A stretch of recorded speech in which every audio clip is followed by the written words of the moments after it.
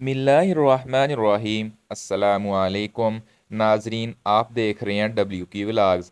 ناظرین، آج کی ویڈیو میں ہم انگلینڈ کے شہر لندن اور فرانس کے شہر پیرس کا موازنہ کریں گے، تو جڑے رہیے ویڈیو کے اینڈ تک ہمارے ساتھ۔ تو آئیے شروع کرتے ہیں ویڈیو۔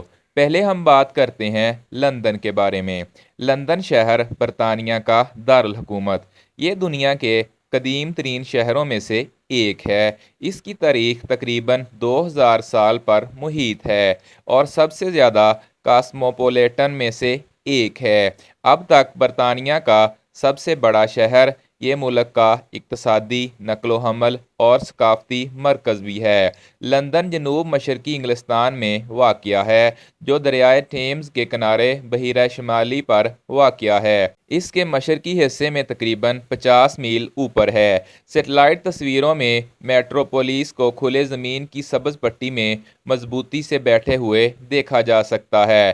اس کی مرکزی رنگ ہائی وے M25 موٹروے شہر کے مرکز سے تقریباً 20 میل کے دائرے میں اس کے گرد دھاگے سے جڑی ہوئی نظر آتی ہے۔ تعمیر شدہ علاقے کی ترقی کو 1950 کی دہائی کے وسط میں سخت ٹاؤن پلاننگ کنٹرولز کی وجہ سے روک دیا گیا تھا۔ تاریخی طور پر لندن 3 الگ الگ مراکز سے پروان چڑھا۔ پہلی صدی عیسوی میں ٹیمز کے کنارے رومیوں کی طرف سے قائم کی گئی دیواروں والی بستی، جسے آج شہر لندن اسکوائر میل یا محض شہر کے نام سے جانا جاتا ہے۔ جنوبی کنارے کے نچلے بجری پر پل کے پار اس کا سامنا ساؤتھ وارک کے مضافاتی علاقے اور 1 میل اوپر دریا کے جنوب کی طرف ایک عظیم موڑ پر ویسٹ منسٹر کا شہر۔ تینوں بستیوں کا الگ الگ اور تکمیلی کردار تھے۔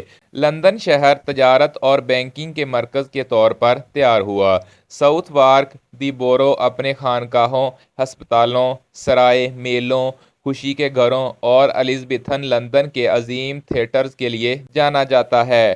دی روز 1587، سوان 1595 اور عالمی شہرت یافتہ گلوب 1599۔ لندن شہر اپنی قرون وسطی کی حدود کو برقرار رکھنے میں یورپ کے دارالحکومت کے شہروں میں منفرد تھا۔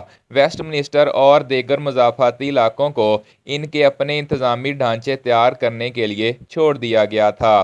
ایک نمونہ 100 گنا زیادہ نقل کیا گیا، جو لندن سائز میں بڑا ہو گیا، جو کہ جدید میٹروپولیس کا نمونہ بن گیا۔ جنوب مشرقی انگلینڈ کی زمین کی تزئین کی شکل موٹی سفید چاک کے ایک غیر منقطع بستر سے بنی ہے، جس میں خالص چونا پتھر ہوتا ہے، جس کے اوپر پلنگوں میں چکمک کے نوڈول ہوتے ہیں۔ چاک کے نیچے اپر گرین سینڈ، ایک چٹان 65 سے 145 ملین سال پرانی کی ایک نامکمل تہہ، اور گالٹ مٹی کی 200 فٹ موٹی واٹر پروف تہہ ہے۔ بدلے میں ان کے نیچے کی حقیقی ارضیاتی بنیاد ہے، جو پیلیوزک دور کی پرانی سخت چٹانوں کا ایک مستحکم پلیٹ فارم ہے، تقریباً 250 سے 540 ملین سال پرانا۔ یہ تہہ خانے لندن کے نیچے تقریباً 1000 فٹ دفن ہیں، جو انگلش چینل کے نیچے 3300 فٹ سے زیادہ گہرائی تک جنوب کی طرف ڈھل جاتا ہے۔ معیشت، تجارت، انتظامیہ اور تفریح۔ لندن کا شہر اپنی شپنگ، تجارت اور دستکاری کے ساتھ، ساؤتھ وارک اپنے باغات، ہسپتالوں اور تھیٹروں کے ساتھ، اور ویسٹ منسٹر میں شاہی دربار، عصری لندن کی معیشت، تجارت، انتظامیہ اور تفریح کے 3 تکمیلی عناصر سے مسلسل تیار ہوئی ہے۔ لندن مٹھی بھر تجارتی مراکز میں سے ہے، نیو یارک سٹی، ٹوکیو اور ہانگ کانگ کے ساتھ، جہاں کرنسیوں، ایکویٹی، کمیوڈیٹیز اور انشورنس کے ڈیلر عالمی سطح پر کام کرتے ہیں۔ 20ویں صدی کے پہلے نصف میں یہ ایک اہم پیداواری مرکز بھی تھا۔ برطانیہ کے دوسرے بڑے شہروں کے برعکس، لندن کے کارخانوں کی بندش کو کم از کم جزوی طور پر مالیاتی خدمات اور میڈیا میں شہر کی حرکیات سے معاوضہ دیا گیا ہے۔ گریٹر لندن متعدد ملٹی نیشنل کمپنیوں کا ہیڈ کوارٹر ہے، بشمول Sky Group, Sky News producer, BBC، British Petroleum, Vodafone, Barclays اور HSBC ہولڈنگز۔ لندن کی ثقافت، مسابقتی مقامی طرز کا سلسلہ جو لندن میں عوامی انتظامیہ کو پیچیدہ بناتا ہے، غیر معمولی ثقافتی جاندار بناتا ہے۔ سرپرستی کے حریف مراکز کے تنوع میں فنکارانہ تخلیق پروان چڑھتی ہے۔ شاہی سرپرستی نے رائل البرٹ ہال بنایا، جو ہر موسم گرما میں دنیا کے سب سے بڑے میوزک فیسٹیول میں سے ایک، ہنری ووڈ پرومیننٹ کنسرٹس کے لیے ترتیب فراہم کرتا ہے، جسے پروم کے نام سے جانا جاتا ہے۔ اب ہم بات کرتے ہیں پیرس کے متعلق۔ پیرس فرانس کا شہر اور دارالحکومت ملک کے شمال وسطی حصے میں واقع ہے۔ تقریباً 7600 قبل مسیح تک انگلش چینل پر دریا کے منہ سے تقریباً 233 میل اوپر کی طرف دریائے سین کے کنارے واقع موجودہ شہر کے مقام پر لوگ رہ رہے تھے۔ جدید شہر جزیرے ایلی ڈی لا سٹی سے اور دریائے سین کے دونوں کناروں سے بہت آگے پھیلا ہوا ہے۔ صدیوں سے پیرس دنیا کے اہم اور پرکشش شہروں میں سے ایک رہا ہے۔ یہ کاروبار اور تجارت، مطالعہ، ثقافت اور تفریح کے لیے پیش کردہ مواقع کے لیے سراہا جاتا ہے۔ اس کا گیسٹرونومی، ہیورٹکلچر، مصوری، ادب اور دانش برداری خاص طور پر قابل رشک شہرت سے لطف اندوز ہوتی ہے۔ روشن خیالی کے دوران حاصل کیا گیا اس کا روشنی کا شہر مناسبت رہتا ہے، کیونکہ پیرس نے تعلیم اور فکری حصول کے لیے مرکز کے طور پر اپنی اہمیت برقرار رکھی ہے۔ پانی اور زمینی دونوں راستوں کے سنگم پر واقع پیرس کی سائٹ نہ صرف فرانس بلکہ یورپ کے لیے بھی اہم ہے۔ اس کی ترقی پر مسلسل اثر و رسوخ ہے۔ رومن انتظامیہ کے تحت پہلی صدی قبل مسیح میں ایڈی لی لا سٹی کی اصل جگہ کو پیرسی قبیلے اور علاقے کا دارالحکومت نامزد کیا گیا تھا۔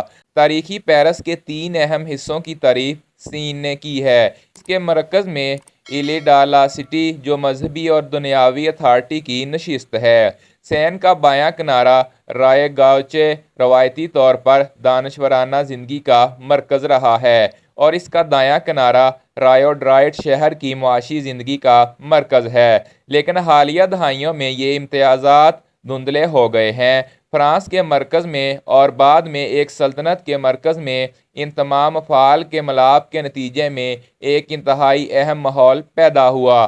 تاہم اس ماحول میں جذباتی اور فکری آب و ہوا جو متضاد طاقتوں کے ذریعے پیدا کی گئی تھی، اکثر سماجی اور سیاسی دونوں میدانوں میں زبردست تشدد کی منزلیں طے کرتی ہے۔ سال 1358، 1382، 1588، 1648، 1799، 1830، 1848 اور 1871 اس طرح کے واقعات کے لیے قابل ذکر ہیں۔ ایفل ٹاور پیرس کی سب سے زیادہ پہچانے جانے والی علامت ہے۔ یہ 2 الگ الگ پویلین سے بنا ہوا ہے، جن میں سے ہر ایک مڑے ہوئے بازو کو پھیلا ہوا ہے۔ میوزیم آف میناکائنڈ، نیول میوزیم، فرانسیسی یادگاروں کا میوزیم اور سینما میوزیم سمیت کئی عجائب گھر وہاں موجود ہیں۔ چبوترے کے نیچے جو 2 حصوں کو الگ کرتی ہے، وہ چیلوٹ کا نیشنل تھیٹر اور ایک چھوٹا ہال ہے، جو قومی فلم لائبریری کے موشن پکچر ہاؤس کے طور پہ کام کرتا ہے۔